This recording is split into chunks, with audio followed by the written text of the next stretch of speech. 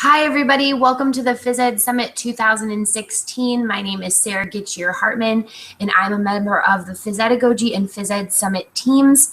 I'm a middle school physical educator in St. Louis, Missouri. Tonight, we are joined by Kari Bullis, who teaches in Iowa, and her session is titled Keeping It Real, a Standards-Based Approach to Fishing. Kari and I both live in the Midwest, so it's midnight our time. So if we're a little bit loopy, that explains everything. We're really, really tired, and I am totally pumping my veins right now with too many Twizzlers and too many pretzels. So Kari, go ahead and get started. Hi, everybody. Like Sarah said, my name is Kari Bullis, and I teach in Iowa. I teach in a 7th through 12th grade school. And I'm going to hopefully share my screen with you here. See if we can get it to go. My computer is kind of being slow for me, and I'm really nervous, so I apologize if I'm not at my best right now. And it's midnight, so let's see. Everybody see that? Yep, we can see it. All right. Let's go to present. Okay, so on the Tozzle, I put the link to the slides that I'm presenting, and then I also put a handout on there. So on the handout is just kind of more information, more in-depth information. Let's see here. Like I said, it's just kind of moving a little slow for me tonight. So give you some background on me. This is my 12th year teaching, and like I said, I teach in 7th through 12th grade school. I mostly teach high school. We team teach. There are 4 other, well, I guess there's 4 of us, so there's 3 other PE/health teachers at my school, and we started doing standards-based grading about 3 years ago. So this is our 3rd year doing standards-based grading, and the way that we do it is we team teach. There's always 2 or 3 of us within our high school personal wellness class, and I will talk a little bit more about this, but we give the students choices as to which units they want to do. So we each teach a different unit, and then the kids get to decide which unit they would like to do. Showing you here is the pond that we go to, and you can see my school there on the map, and then there's the pond. It's kind of hard to tell by the map, but we have, 40-minute classes, so we just hustle down there, fish for 25 minutes or so, and then hustle back. So we just walk down and walk back. I have the students meet me at the closest door to the pond, and then they walk back at the end. You can see my fishing equipment sitting there. I just leave it there, hoping that nobody takes it, and then it's already ready for the next class. So let's go on. Please feel free to ask questions. Stop me at any time if I'm going too fast, or if you, have anything that you want to say about it.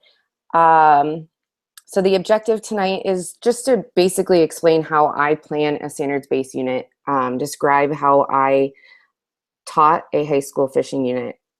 Even if you don't really plan on, teaching fishing ever, or you don't plan on being a standards-based grading, this isn't really about standards-based grading or not. This is just, how to plan a unit based on those standards. So hopefully, I will definitely say that this is not, this doesn't mean that this is the best way or the only way to plan units, but I just wanted to get you guys thinking about, how you plan units, and maybe reflect on the different things that you can think about. And then I also wanted to get some more high school content out there. There's just not very much high school content, and I am hoping that those of us that teach high school can kind of step up and do more of these types of presentations. So these are the things that I think about when I teach, or when I plan a standards-based unit. So the first thing is, what outcomes are we going to teach? And I say we because like I said, I team teach with 2 to 3 other teachers at a time. So and I'm going to go into all of these, but we figure out which types of outcomes we want to teach, and usually figure that out before the school year is even started. Sometimes even, the year before, and we figure out what our power standards, or in our case, outcomes are. And we use the national standards. Iowa doesn't have standards, so we have the national standards to use. And then once we have those, then we figure out which types of units or activities that we're going to use to teach those outcomes. And then after that, what should students be able to know and do? And then how am I going to assess those? And I will explain all of these. And then the last one, with some of those outcomes for the high school, it's how can you teach those and still make it active for physical education? Here are the outcomes that we chose for this particular unit. So the first one is a skills-based outcome, and then the next one is terminology-based, and then the last one is for safety. So the units, we kind of sit down and we say, okay, so here are the outcomes that we are going to teach, and how are we going to get students to be proficient in these outcomes? What would be some activities or units that we can do? So one of my teachers did golf, one of them did backyard games, and then I chose fishing. And we choose these, units based on equipment, based on time of year, based on space, and also knowledge of our knowledge, our background. Another example, like we use the stretching. There's an outcome on stretching, and so I did yoga, like another teacher did CrossFit. So we do this for every single unit that we teach. All right, so what does it mean to be proficient? This is basically, what do students have to know or be able to do in order to go fishing on their own? So this is going to look different depending on if you're in high school or if you're teaching middle school or you're teaching elementary school. You're thinking elementary and middle school, they're probably going to go with a parent. They probably don't need to know how to put, a hook on, because a parent is probably going to do that for them. But at the high school level, I want them to be able to go out and do this on their own. So this is definitely going to look a little bit different, but not a whole lot different. So here are my I can statements. I share these on my website, and then we go over these as a class. So this is more for skills. So I'm just thinking, what do I have to teach my students in order for them to be able to go out, going from no knowledge at all to I can go fishing on my own.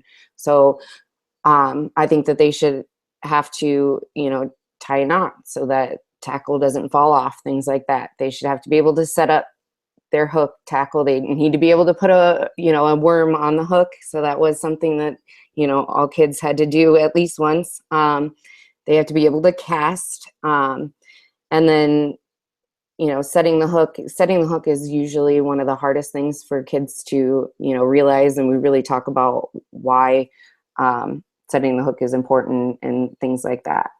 The next one's terminology. So basic fishing regulations, I thought was important for them, to be able to fish within the law and understand why those are there and why they're important.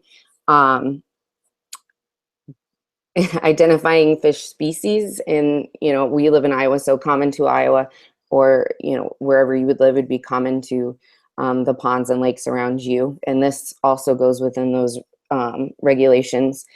Basic fishing equipment, recognizing various types of invasive species would all be important for them to be able to do or know. So safety, transporting the equipment safely, casting safely, we talk about making sure that they're looking to the side, to the front, to the back before casting, understanding the correct procedures for safety, for safely catching and releasing fish, and demonstrating the correct procedures for landing a fish, including setting the hook, reeling it in. So making sure that they are being safe while they are doing those.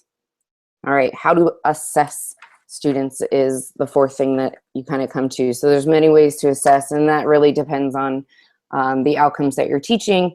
And, you know, a lot of times it is student choice for me, but sometimes, you know, it needs to be a Google form. But really in the end is, can they show you that they have learned what you taught them? We use proficiency scales in our school. So proficiency scales, our students see these proficiency scales in all their other classes that are doing standards-based grading. So our school isn't completely standards-based grading. We don't have to do it, but our math department, our science department, our English department all do it, and they all use this same proficiency scale. So it's the same across the board. And then that arrow is pointing to what it means to be proficient. So when I take those I can statements and I put them on the proficiency scale. This is by Marzano. It's kind of modified from his work. And then on the side there, you can see their score. We have to give them an actual grade in our high school. So those do relate to a grade. My computer is going pretty slow here. Sorry, guys. No, you're fine. Can you see my wheel of death going? No, but we're still on that skill page with the different standards. Okay. And that's okay. Well, oh, I went too far now.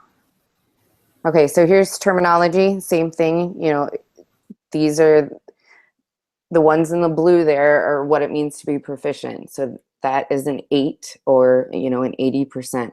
So defining general terminology, accurately identifying the fish in Iowa, all of those things that are kind of come from my I can statements go in that proficiency scale.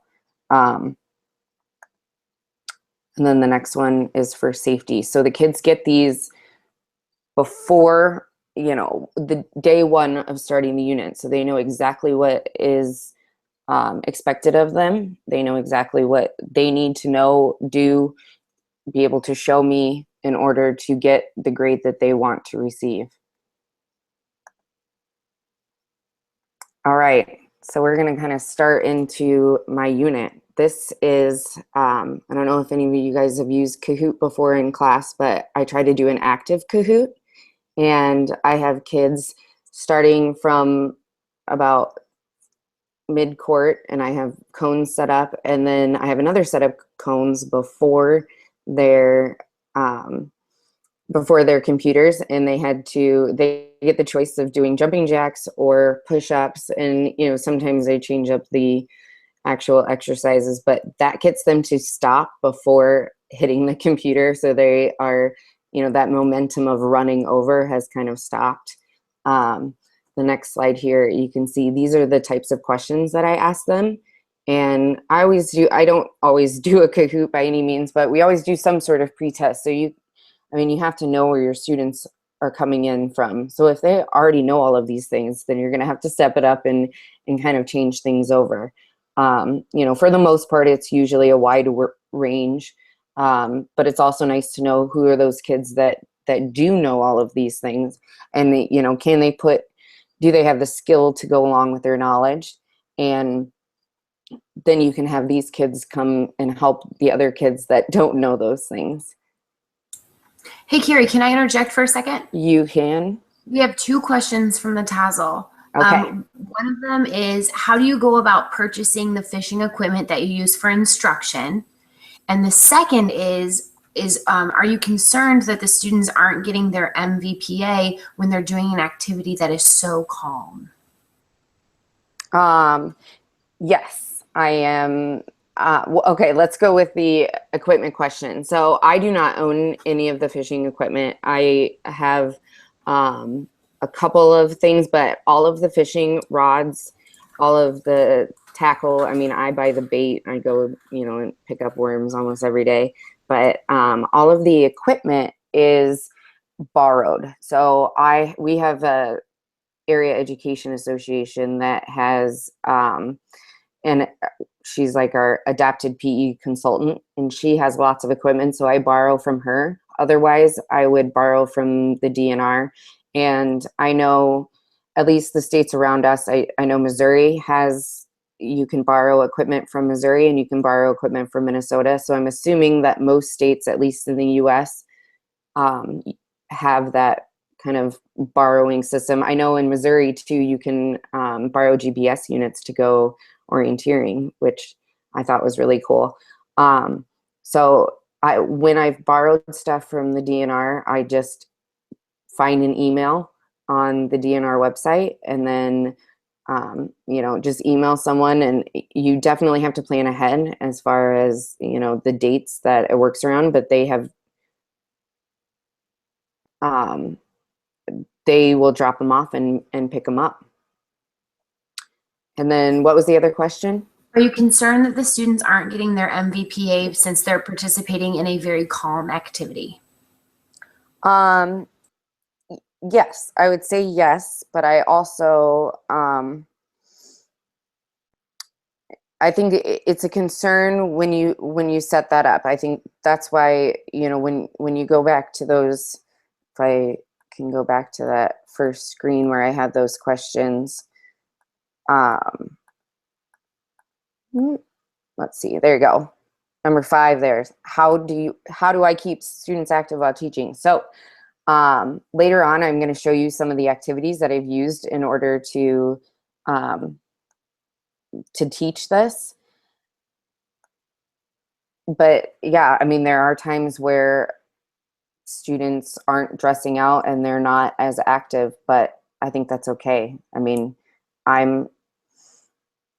to not go over my whole philosophy of physical education, I don't think that it's my job to keep them physically active at all times. I think it's my job to keep them physically active outside of my class as well as inside of my class. But a lot of times, in order to teach them the things that they need to know in order to be active outside of my class, I have to sit them down and do some things that aren't as active. And I think I taught a yoga unit last year, and they are definitely, not always getting their, activity minutes during yoga, but nobody would really scratch their head and say, why would you teach yoga in physical education? It's kind of the same thing with fishing, that there's a lot of health benefits to fishing, and we go over that as a class. And at the end, I think I have my students' responses to the health benefits of fishing. But I think you have to try to teach it in a way that is as active as possible. I hope that answers your question in a roundabout way. Yeah, I think that's great. Go ahead and continue.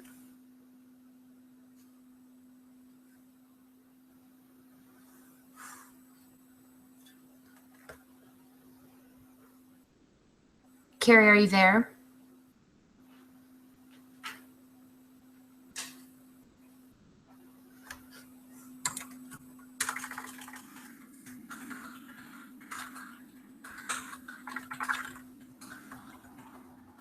Oh, are you there? Yes, there you are. Awesome. You're Okay. Good. Where did I leave off? Sorry. You said, I hope that answers your question. Okay. Does it? Yes, go ahead and continue. Okay, good. So here's the summative assessment. And like I said before, I made a Google Doc handout for you. And if you click on this quiz for the fishing, it should prompt you to make a copy so you can have it for yourself and you can modify it for your students' needs. But this is one of the quizzes that I gave my students, and this is, you know, a summative assessment for that terminology. So we go over the fish identification, we go over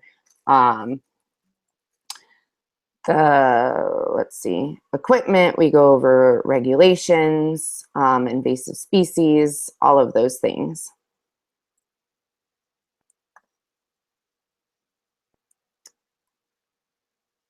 I wish my computer was working at top speeds tonight, but it doesn't want to. So this is the handout that I was talking about. Hopefully, if, by clicking that, it should have you make a copy of it. And my students are one-to-one, so they do have laptops in order to take those quizzes. So active lesson planning. I really like to be able to show my students exactly what we're going to do each day. Obviously, these days are going to change based on weather when you're doing things outside, but you know, and the kids know that. But for the most part, they can see like, okay, these are the things that we're doing, and then they can see we actually are going to go fishing, because that's their first question to me is, are we really going to go fishing, or are we just going to cast in the yard? So they can actually see that we really are going to go fishing, and these are the things that we are doing. So I show this the very first day. To go into some of the things that we do. So I do the pre-test Kahoot, I do the intro, and then, and this is all day one, I do we talk about fishing regulations. So you try to keep it where you're doing an active activity and then maybe an activity, or, you know, they're just kind of sitting down. They're going to see my slideshow of regulations. This is the exact slideshow that my students see. We talk about link limit. We talk about daily bag limit. We talk about, you know, who needs a license, where to get a license. We talk about where that money is going, that if they are paying those license fees, and, you know, why it's ethical to, you know, to get a fishing license if maybe, you know, nobody's going to stop you, those type of things. We talk about transporting fish and lots of different regulations that I guess I just thought, you know, was really important for kids to know if they are going to be out there and to be lawful. Equipment. So talking about equipment, I go over a real quick slideshow of equipment, and that is on there for you guys to be able to see and, you know, take what you want from it.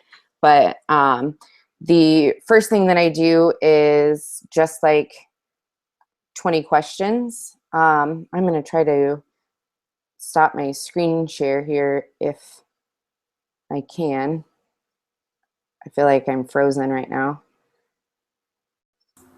I can still hear you. Okay. We will. I was going to try to stop screen sharing. I don't know if that's happening.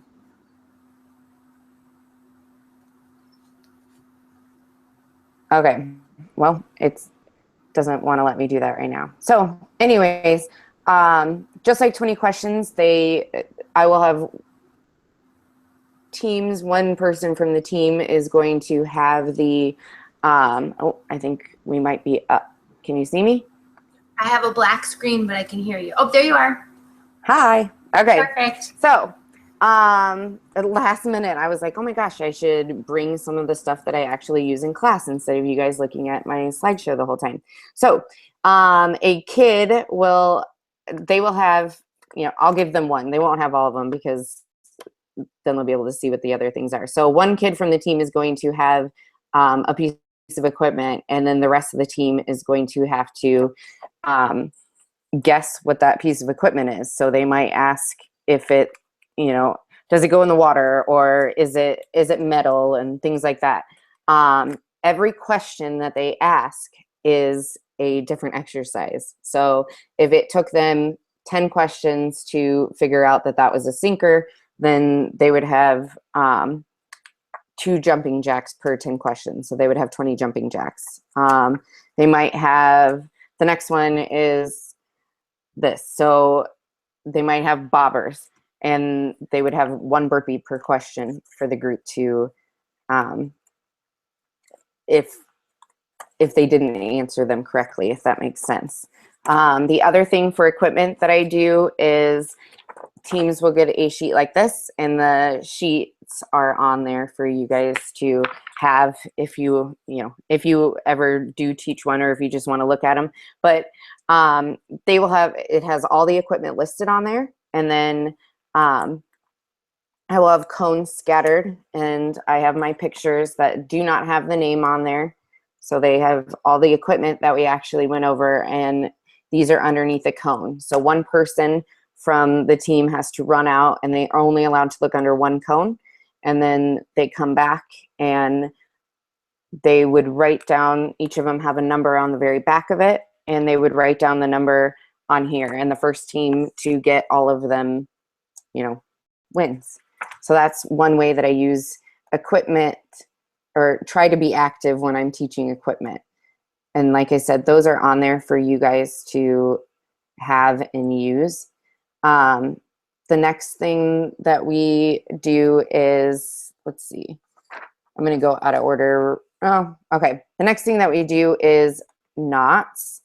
And this is one where the kids are not very active in, but again, I think it's important. We use these little rings, and I will suggest using a piece of thicker rope before using the actual fishing line, because it's much easier for the kids to, it's much more successful when they can do it with the rope. And then I go to the fishing line. I'm going to try to screen share again.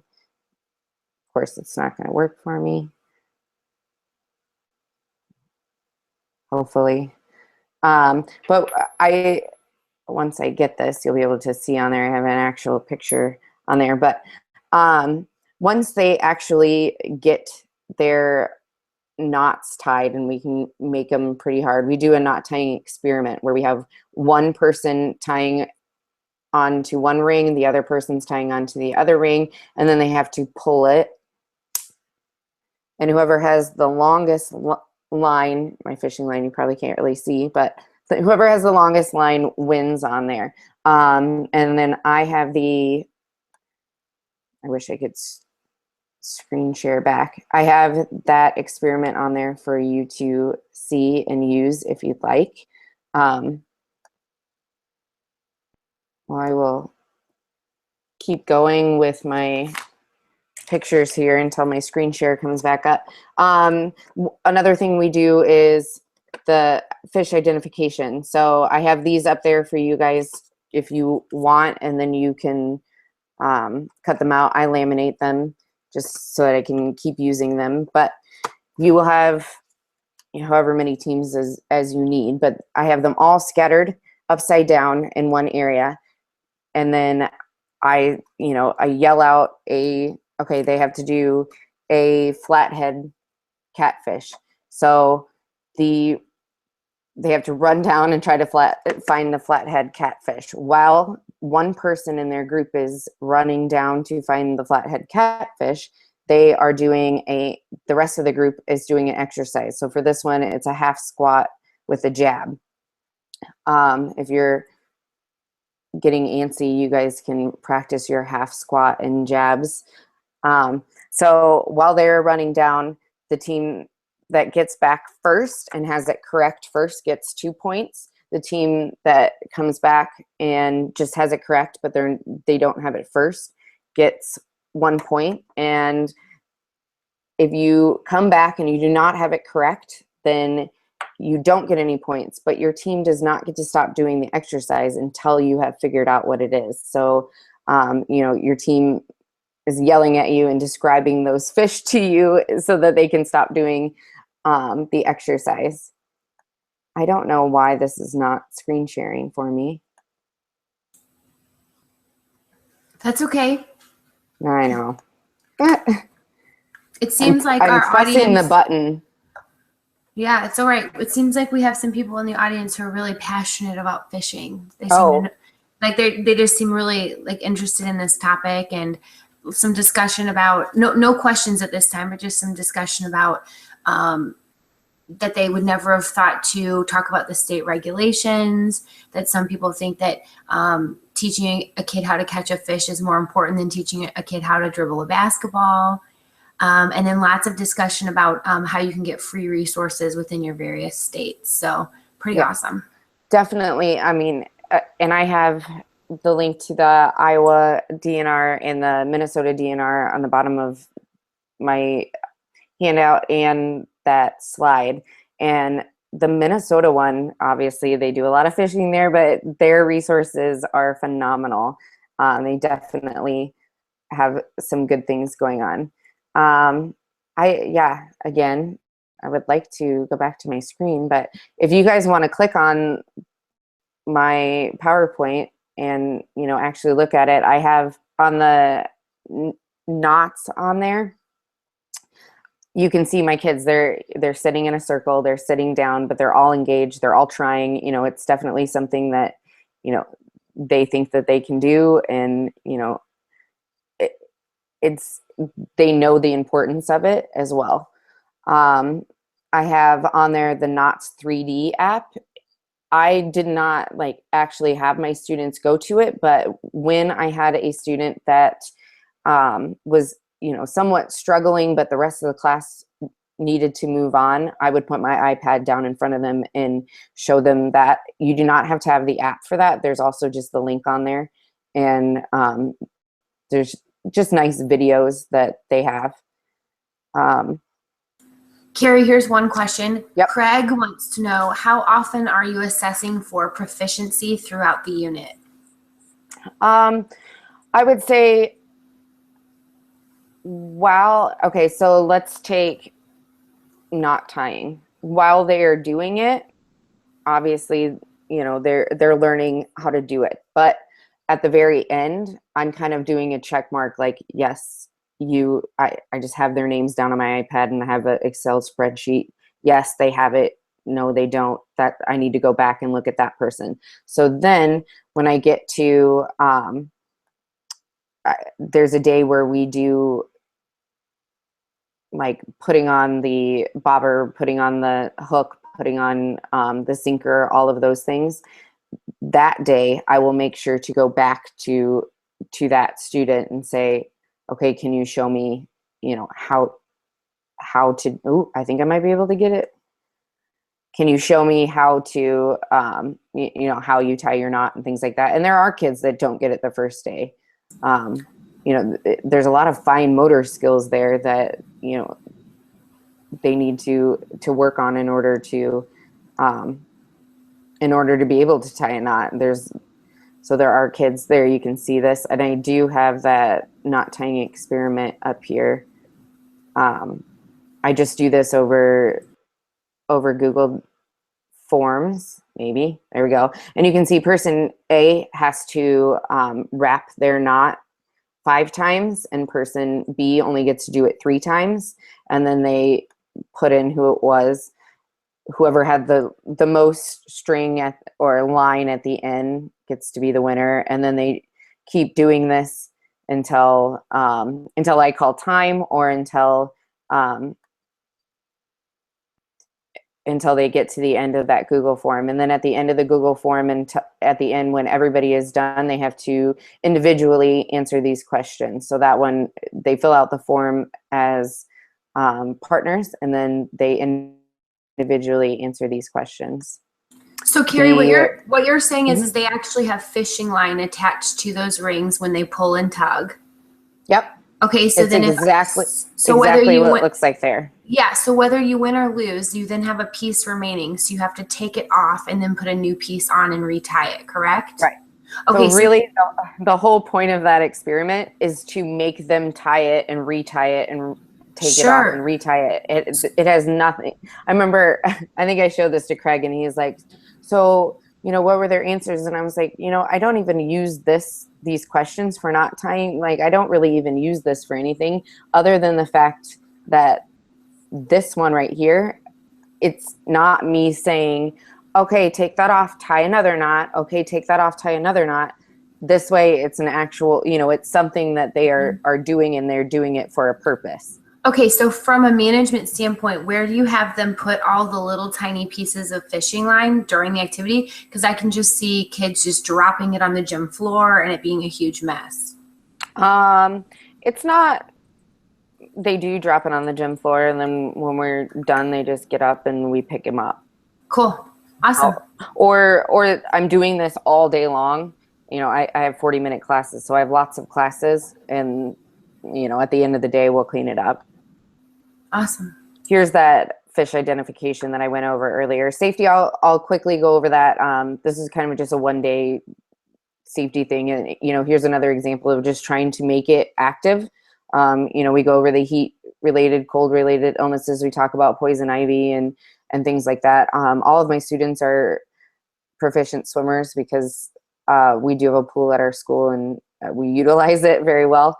But a lot of, they still, if they're on a boat, need to wear a life jacket. So I have all different types of life jackets that I've just accumulated over the years, and we just do some fun relays with the life jackets. Casting. These are the pieces of equipment that I use for casting, and you'll see on the next slide. So these are casting plugs, so they're not actually casting with a hook. And then the bass that are in the middle there, those are things, that is something that I borrow. They're really expensive, so I would not go out and buy them myself. But you can see that if a kid has a plug on there, they can actually catch a backyard bass. And then I'll show you my next screen here. Maybe. All right. So, oh, I'm sorry. As you see, the cones are just marking off the pond. So in the middle of the cones, in the middle of the circle, is my pond. And there's the hula hoops. And try to make it into a game where if you get it into a hula hoop, then you get 1 point. If you actually reel in a backyard bass, it's not just like touching the backyard bass, then you get 5 points. I put those little mini hurdles as branches out there, and so those are snags. So it's -2 points if you snag on a branch. It's -5 points if you get caught and tangled with one of your classmates. So they really work on making sure they're not tangling up with each other. And then every, I don't know, 5 minutes or so, 3 minutes, we move down 2 cones so that they're moving around the pond and not just staying in one spot. And then getting ready to fish. This is where we are putting on a hook, sinker, bobber, bait. I make them put all of those on. Teaching them how to set a hook, teaching how to keep the line taut, and then how to actually hold a fish. I shouldn't dare do this, but I would like to get back out of my screen sharing. Oh, maybe. We'll see if it comes. There you are.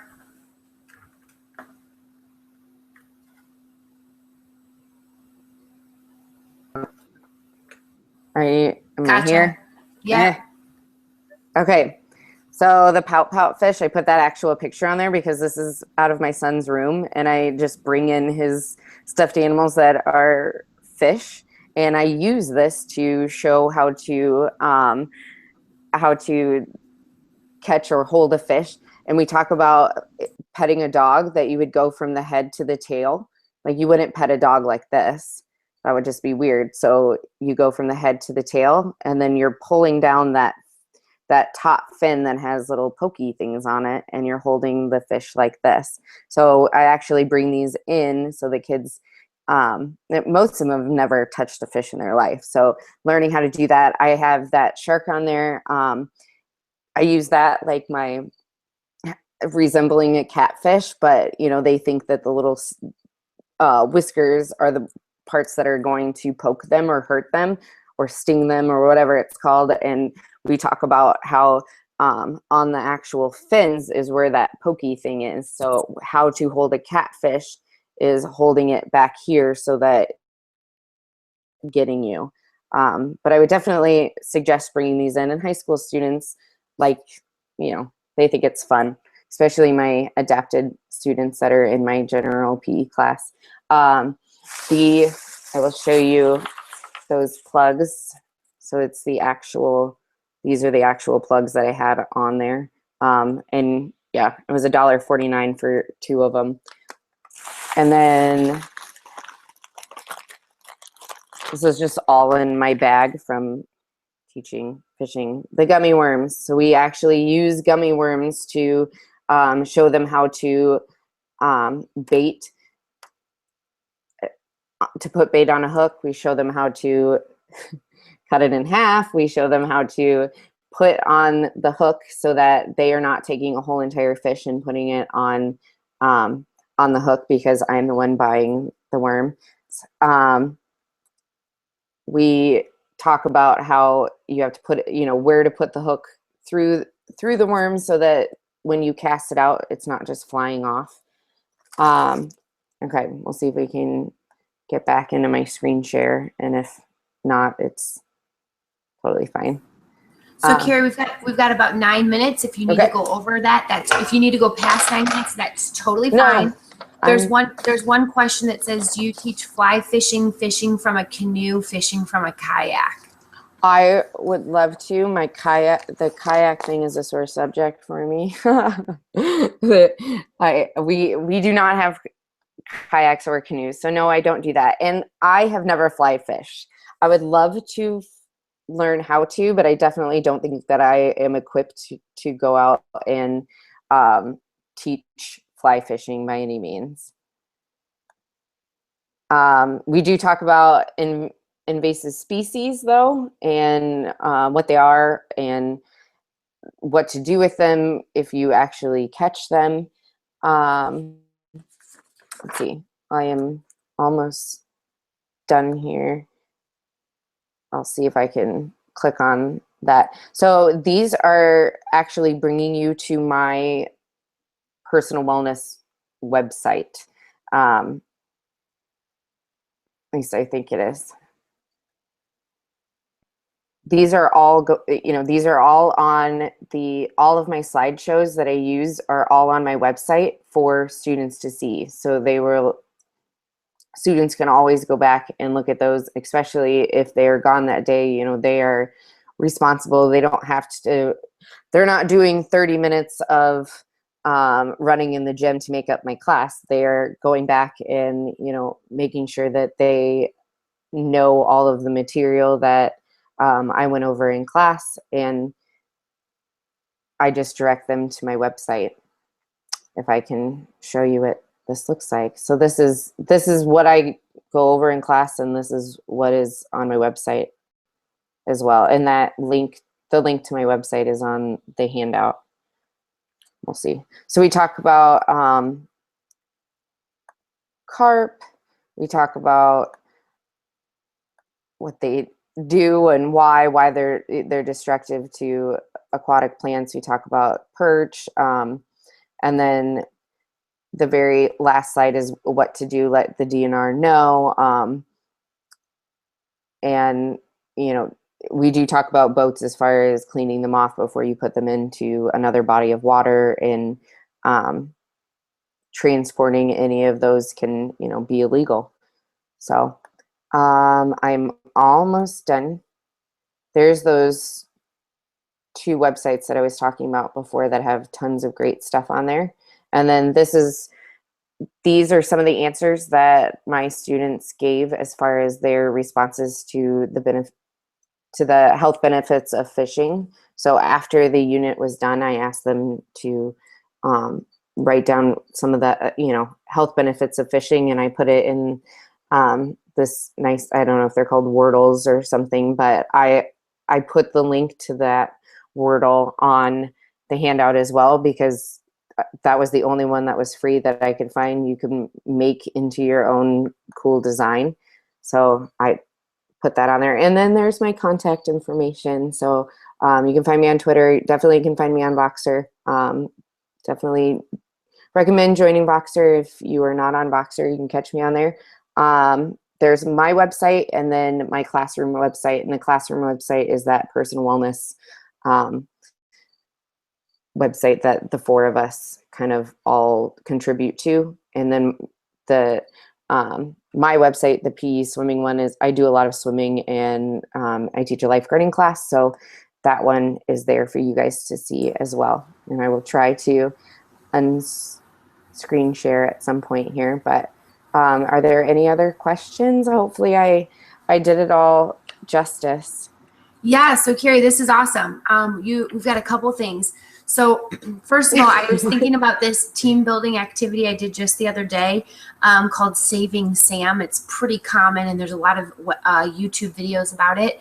But you essentially work with a partner to use gummy worms and paper clips to try to rescue a gummy worm. And I just put a link into the Tassel because I thought it could be a great activity in case your plans get rained out, or you want to do team building plus fishing. John Dunlop recommends a website called Project Fish, where you can get all of your equipment for wholesale prices. And then Craig has our last question, which is how many days of dry land versus actual fishing are in your unit? Let's go back. Well, I won't. I've got my slides here. Because if you go back to that,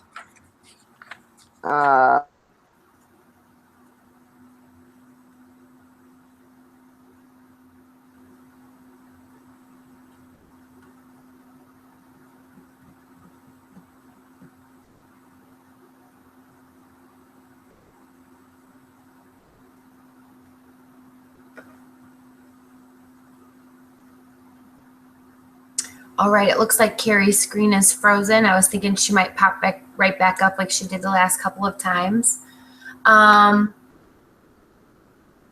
there she is. Did you hear any of that? No. Okay. I have 8 days of pre stuff, and then 4 days of actual fishing. And then, that kind of changes depending on, what goes on. If we have early out days once in a while. If there's an early out day, one class might get 5 days of fishing. And then the last day is kind of our cleanup final assessment day, where I make kids help me clean up, but then they also do that summative assessment that I showed you guys earlier.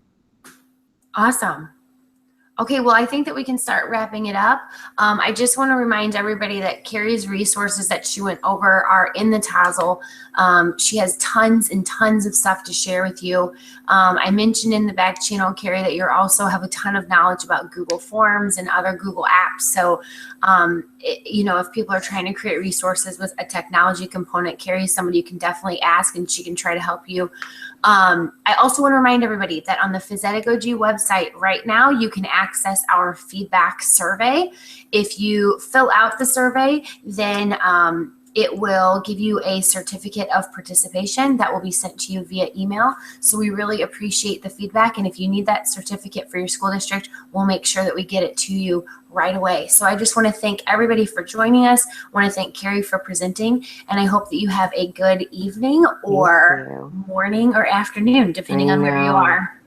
Well, can I say one last thing before we go? I just really want to, make sure that, yes, this was about fishing, but it was also about, planning that standards-based unit. So whether you're teaching a fishing unit or not, really try to think about what you want your students to know by the end of the unit. And they definitely would not be able to know the fishing regulations and the types of fish and those type of things if I was just going to take them out and go fishing every day.